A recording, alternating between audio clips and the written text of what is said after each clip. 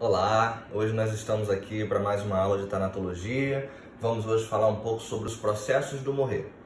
Bem, se você parar para pensar, hoje em dia é cada vez mais raro que as pessoas morram de uma morte natural. Morreu de quê? De uma morte natural, chegou a determinada idade, né? E o corpo já não resistia mais para estar vivo e morreu. Não, isso é muito raro.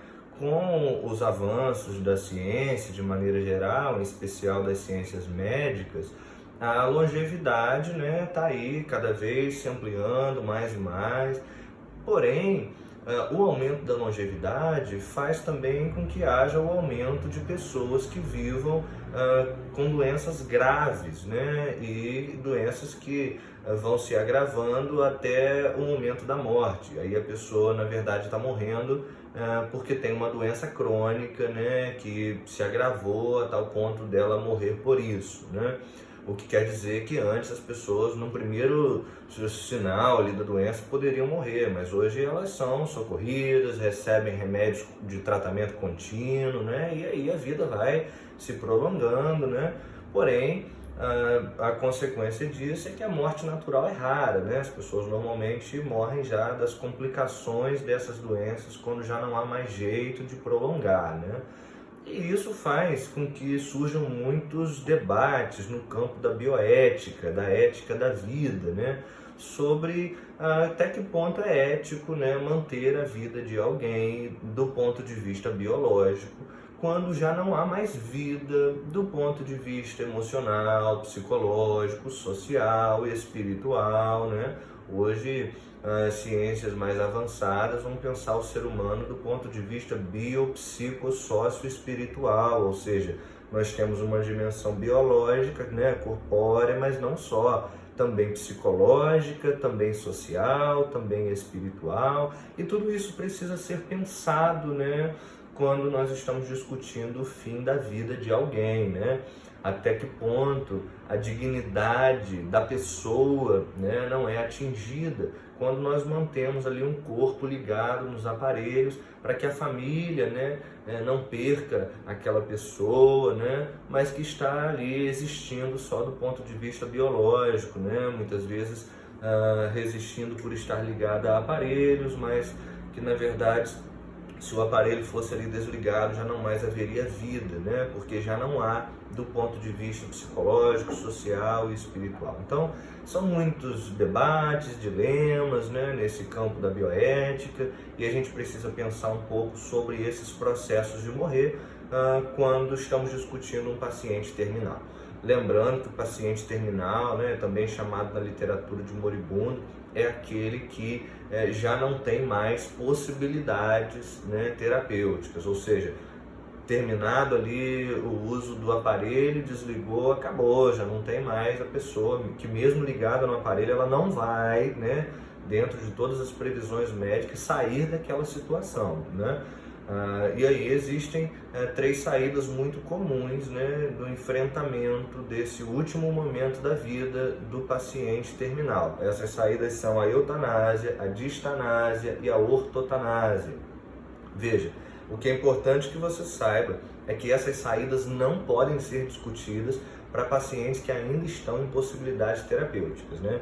Não dá para pensar, não, mas a gente não pode adotar essa forma de tratamento. E se ele sair dessa? Não, a gente não está falando de pessoas que podem sair dessa. A gente está falando de pacientes que estão mesmo para morrer e que devem receber algum tipo de tratamento, algum tipo de cuidado, né, diante da morte. Bem, a eutanásia desses termos é a mais conhecida, né? A princípio ela era relacionada a tirar a vida do paciente uma vez que ele já estava sofrendo, então vamos ali abreviar. Hoje a eutanásia ela já é mais relacionada, né, à dignidade no fim da vida, né, onde o paciente pode escolher sobre os destinos da sua própria vida pedindo a morte ou autorizando um familiar, né, antes dos seus processos de agravamento, que esse familiar faça isso. Vamos lembrar que no Brasil o processo de eutanásia não é legal, a gente precisa discutir, né, isso do ponto de vista da literatura mundial, mas no nosso país a eutanásia não é, ou ainda não é, porque existem aí alguns projetos tramitando no Congresso, na Câmara sobre isso, mas já faz bastante tempo, né, que isso tramita e nunca é aprovado. Mas em países como a Holanda, como a Bélgica, a eutanásia é uma saída possível, né? É uma forma de abreviar, né, esse tempo que o paciente tem de vida, né, trazendo a morte, né, como resultado para alívio desse paciente que está ali sofrendo, né? Então, a eutanásia seria uma forma de abreviar o sofrimento, de abreviar a vida, de trazer, antecipar a morte, né? Para que esse paciente que já é terminal não fique ali sofrendo para o prazer da família de dizer que ainda tem o ente querido ali, que ainda não morreu e tal, mas a eutanásia vai levantar essa bandeira, não é? A dignidade dele é deixar que ele escolha, né? Não adianta ele ficar ali, ele já não tem mais consciência, ele não reconhece ninguém, ele só respira por aparelhos, né? Ele está ali por causa do avanço da medicina, mas não há avanço para a vida dele, né? Então, essa é a defesa da eutanásia. Bem, a ortotanásia e a distanásia são processos quase que opostos a esse, né?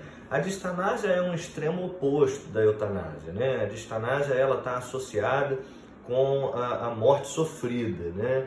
Ela também pode ser chamada de obstinação terapêutica. Vamos tentar de tudo para manter esse paciente vivo aqui a todo e qualquer custo, né? A distanásia tem de ver com o prolongamento dessa vida, né? Não muito preocupada com a qualidade, a dignidade, mas com a quantidade de tempo de vida que esse paciente pode ter, né? Então é ventilação mecânica, são todos os procedimentos invasivos possíveis para manter esse paciente vivo. O termo distanásia não é tão comum como o termo eutanásia. Todavia, é o que mais se vê na prática das instituições hospitalares de saúde, especialmente do nosso país. É fazer de tudo para que aquele paciente volte a viver, né? E sobre isso eu indico o texto sobre a morte e o morrer do Rubem Alves, né? Você precisa ler esse texto. Ele é parte importante dessa discussão, né? Apesar de vir ali como um texto, né, de uma crônica e tal, mas ele discute isso de uma forma muito especial, né? Mas a distanásia, diz o texto mesmo, tem de ver com um paciente que deu o último suspiro ali de vida e entendeu, agora eu vou descansar. Mas vem alguém com desfibrilador e volta aqui, vive aí mais umas horas ou mais uns dias, né? Ou seja, enquanto há recursos terapêuticos, a gente vai tentar para manter esse sujeito vivo. E a discussão da bioética será que isso não está aviltando aí a dignidade humana, né? Assim, o que é essa quantidade de tempo na Terra, né? É uma coisa a se discutir também, né? Veja que a distanásia, então, se propõe o oposto da eutanásia. Bem, a ortotanásia, por sua vez, essa sim vem sendo associada com uma boa morte, como a eutanásia recebeu aí esse título a princípio, mas a ortotanásia, esse termo orto é o que você conhece do ortopedista, por exemplo.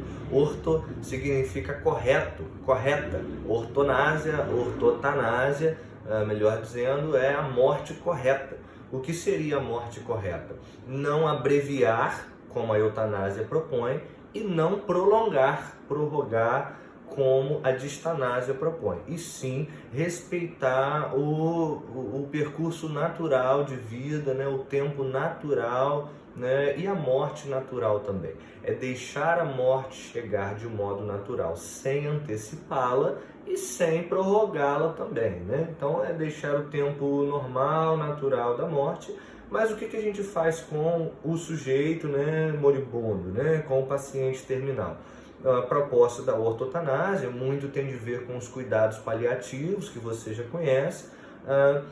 Cuidar desse sujeito, tratar não do ponto de vista terapêutico, ou seja, buscando cura, melhoria, não. Mas é cuidar, respeitar do ponto de vista do desejo, das vontades daquela pessoa, da autonomia dessa pessoa. Não autonomia para escolher se quer ou não morrer, e sim a autonomia de, olha, eu preciso ver um amigo, eu preciso receber aqui o meu pastor para orar comigo, enfim, qualquer coisa desse tipo.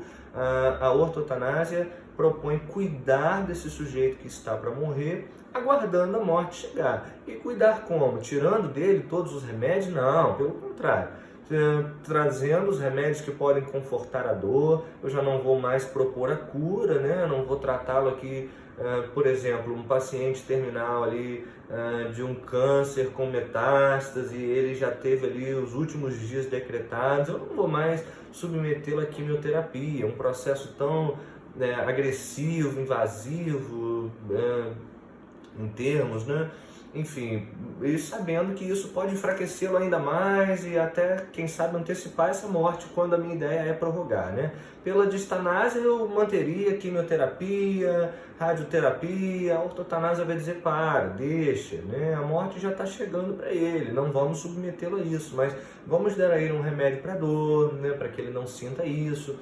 Vamos aqui pensar e repensar os horários de visita para que a família possa estar com ele aqui, já que ele pode partir a qualquer momento. Ou quem sabe, vamos tirá-lo da instituição hospitalar, vamos mandá-lo para casa, né, para morrer em meio aos seus entes queridos. Enfim, a proposta da ortotanásia, então, é bem distante e distinta das duas primeiras, que são a eutanásia e a distanásia. Então, veja, são 3 formas de tratar com o paciente terminal, né, de encarar a morte, né, que já bateu na porta daquela pessoa que está ali sendo cuidada por essa equipe de saúde. Bem, nós agora teremos uma sequência de 3 outros vídeos, né?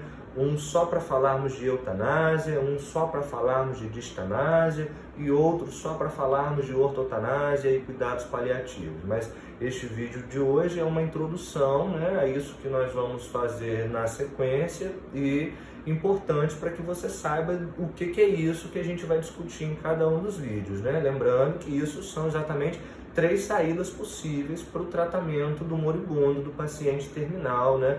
3 formas de encarar, né, esses processos de morrer, né? Lembrando que são processos de quem está para morrer, né? Não estamos discutindo cuidados paliativos, eutanásia, distanásia de pessoas que estão mal, mas que estão ainda dentro de possibilidades terapêuticas de cura, de recuperação, né? de melhora, né? E reintegração, né, na vida social. Não se trata disso não, a gente está falando de pacientes na disciplina de tanatologia, né, de pacientes que estão para morrer e que precisam ser cuidados de alguma forma, alguma coisa precisa ser feita com um paciente que ainda não morreu, mesmo que ele esteja para morrer.